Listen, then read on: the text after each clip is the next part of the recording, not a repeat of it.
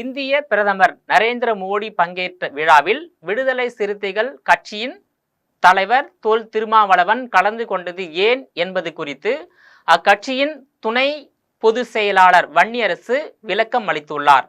இது குறித்து விடுதலை சிறுத்தைகள் கட்சி துணை பொதுச் செயலாளர் வன்னியரசு தனது எக்ஸ் தள பக்கத்தில் வெளியிட்டுள்ள பதிவில், சிதம்பரம் நாடாளுமன்ற தொகுதிக்கு உட்பட்ட ஜெயங்கொண்டம் சோழபுரத்தில் முதலாம் ராஜேந்திர சோழனின் 1000வது பிறந்த நாள் விழாவில் இந்தியாவின் பிரதமர் நரேந்திர மோடி பங்கேற்றார்.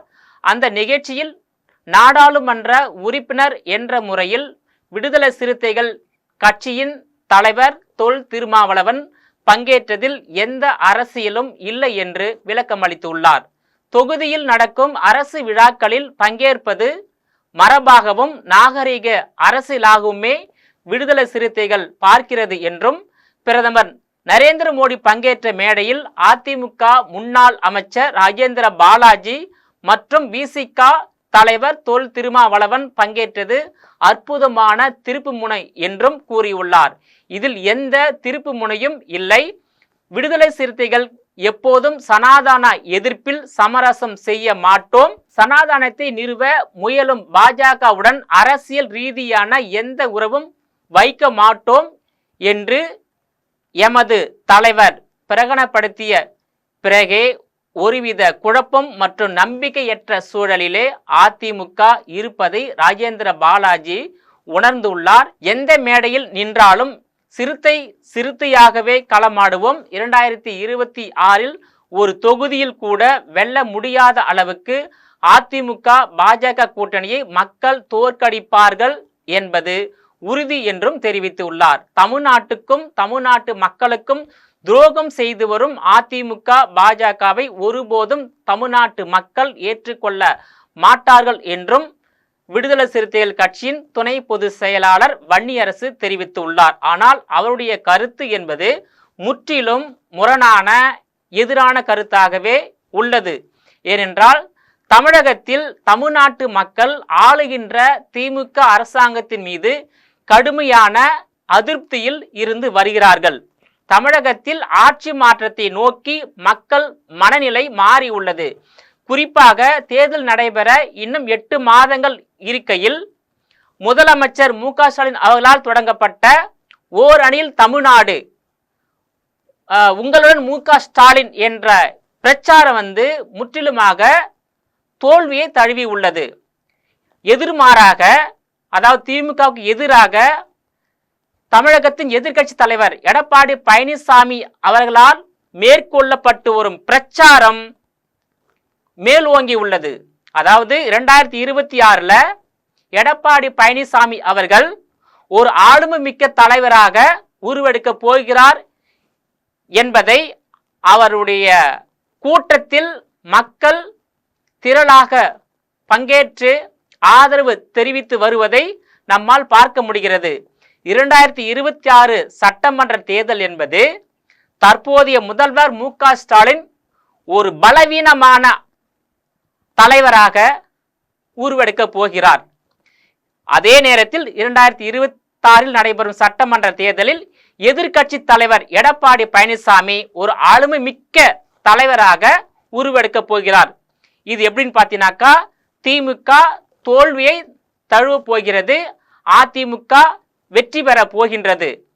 என்னதான் திமுக தலைமையிலான கூட்டணி சிறுபான்மை மக்களின் ஒட்டுமொத்த வாக்குகளை வாங்குவதற்காக பாஜகவையும் அதனுடைய பிரதமர் நரேந்திர மோடி அவர்களையும் கடுமையாக எதிர்த்து பிரச்சாரம் செய்தாலும் கூட ஒட்டுமொத்த சிறுபான்மை மக்கள் திமுக கூட்டணிக்கு வாக்களிப்பார்களா என்பது கேள்விக்குறி.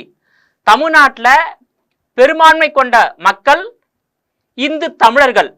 அதனால் இந்து தமிழர்கள் வாக்குகளை வாங்குவதற்காக திமுக தலைமையிலான கூட்டணியில் ஏறக்குறைய 14 கட்சிகள் இடம்பெற்று உள்ளது. திமுக அல்லாத, அதாவது திமுக இல்லாமல் 14 கட்சி, திமுகவை சேர்த்த 15 கட்சிகள் ஒரு பலமான கூட்டணி அமைத்து தேர்தல் சந்தித்து வருகிறது.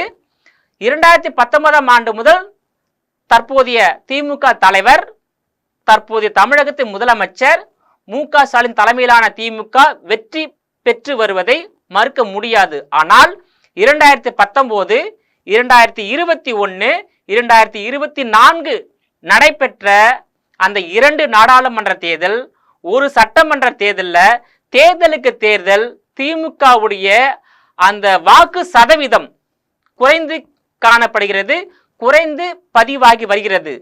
அதற்கு எதிர்மாறாக அதிமுகவுடைய வாக்கு சதவீதம் உயர்ந்து வருகிறது. இந்த திமுக வாக்கு சதவீதம் குறைவு, அதிமுக வாக்கு சதவீதம் உயர்வு.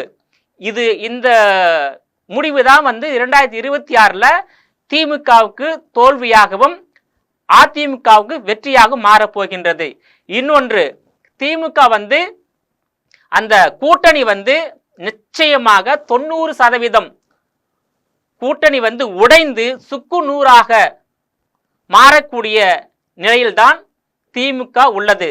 திமுக கூட்டணியில் உள்ள அந்த அரசியல் கட்சி தலைவர்கள், அந்த கட்சி நிர்வாகிகள் மற்றும் அந்த தொண்டர்கள் மத்தியில ஒருவித அதிருப்தி இருக்கின்றது திமுக மீது. அதாவது அந்த 14 கட்சி தலைவர்கள் திமுக கூட்டணி ஏற்றுக்கொண்டாலும் அந்த 14 கட்சிகளுடைய நிர்வாகிகள், தொண்டர்கள் திமுக கூட்டணியை ஏற்கவில்லை, நிராகரிக்கிறார்கள். திமுக கூட்டணியிலிருந்து வெளியேறுங்கள் என்று விசிக நிர்வாகிகள் சொல்றாங்க, காங்கிரஸ் கட்சி நிர்வாகிகள் சொல்றாங்க, இடதுசாரிகள் கட்சி நிர்வாகிகள் சொல்றாங்க. தலைவர் மட்டும்தான் தமிழகத்தினுடைய முதலமைச்சர் மு.க. ஸ்டாலின் தலைமையிலான திமுகவை அது வேண்ட வெறுப்பாக ஏற்றுக்கொண்டு கூட்டணியில் நீடித்து வருகிறார்களே தவிர கட்சி தொண்டர்கள், நிர்வாகிகள் திமுக கூட்டணியை ஏற்றுக்கொள்ளவில்லை.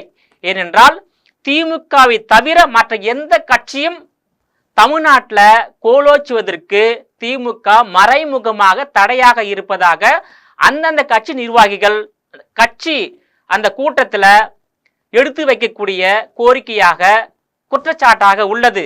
காங்கிரஸ் கட்சி கூட இந்த முறை திமுக கூட்டணியில் இடம் பெறுமா என்பது கேள்விக்குறிதான். ஏனென்றால் கர்ம வீரர் காமராஜர் பற்றி திமுக மாநிலங்களவை உறுப்பினர் திருச்சி சிவா தெரிவித்துள்ள அவதூறு கருத்தால் திமுக கூட்டணிக்கும் காங்கிரசுக்கும் ஒரு விரிசல் ஏற்பட்டுள்ளது.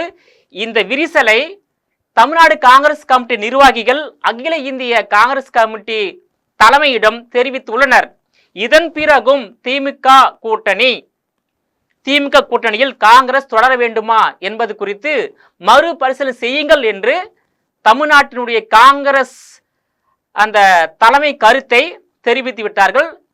இருந்தாலும் கூட ஒருவேளை கூட்டணி தொடர்ந்தாலும் இந்த முறை காங்கிரஸ் கட்சி கேட்கக்கூடிய இடங்களையும் ஆட்சி அதிகாரத்தையும் கொடுத்தாக வேண்டும். அதேபோல் விடுதலை சிறுத்தைகள் கேட்கின்ற தொகுதிகளை கொடுத்தாக வேண்டும், இடதுசாரிகள் கேட்கின்ற தொகுதிகள் கொடுத்தாக வேண்டும், மதிமுக கேட்கின்ற தொகுதிகளை கொடுத்தாக வேண்டும். மற்ற அனைத்து கட்சிகளும் கூடுதல் தொகுதிகளை கேட்கும் போது தொகுதிகளை கொடுத்தால் மட்டும்தான் கூட்டணி தொடர வாய்ப்பு இருக்கின்றது. ஆனால் கேட்கின்ற தொகுதியை, கூடுதல் தொகுதியை, ஆட்சி அதிகாரத்தை, துணை முதலமைச்சர் பதவியை திமுக தனது கூட்டணி கட்சிகளுக்கு கொடுக்க தயாராக இல்லை. எனவே இப்படி பார்த்தா திமுக கூட்டணி விரைவில், அதாவது தேர்தல் நடைபெற இன்னும் 8 மாதங்கள் உள்ளது.